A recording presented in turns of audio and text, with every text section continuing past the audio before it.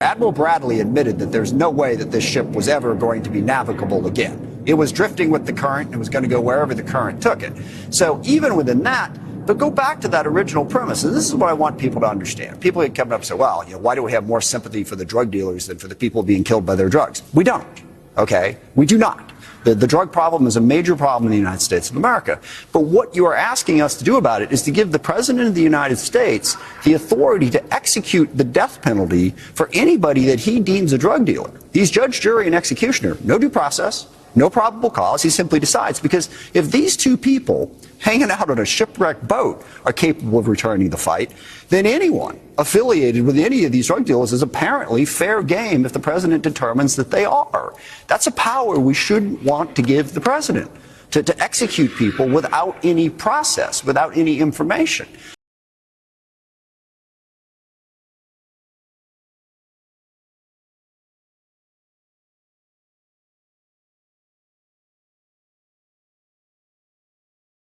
This $90 million from the storm last year, then you're going to see those electricity companies charge more to the local residents who were already put through the ringer from the storm. Obviously, the cost of electricity has been a big issue even before the storm. Costs are exorbitant, they're going up.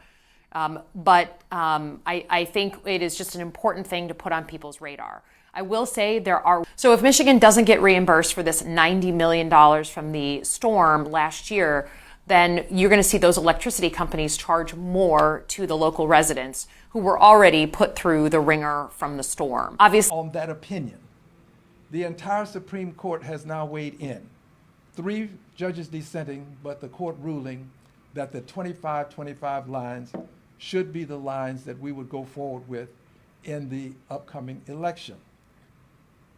I mean, there was this tiny little bit of the bow that was still, capsized. They weren't trying to flip anything over, first of all. Second of all, there is the claim that the drugs still could have been there. There's no real evidence of that. You see the first strike, boat's on fire, flips over, maybe in that tiny portion of the boat.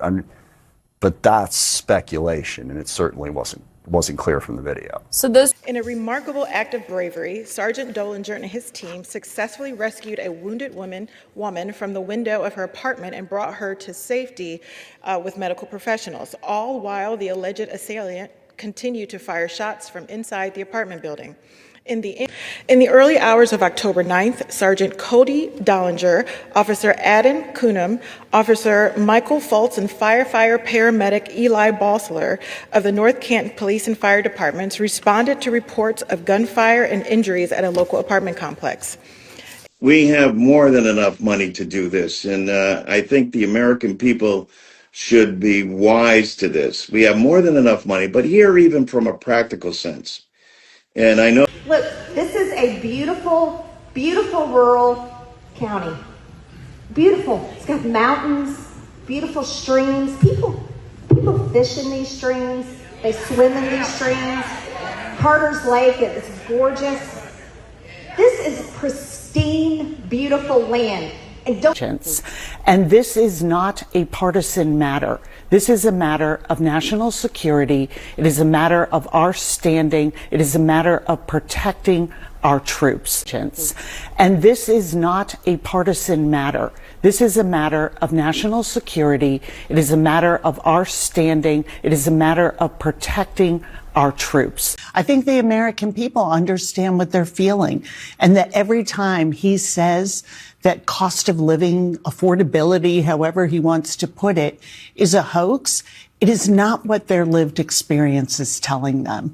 And I do believe one thing I do wholeheartedly agree is we have a pattern from Pete Hegseth that is just not acceptable. From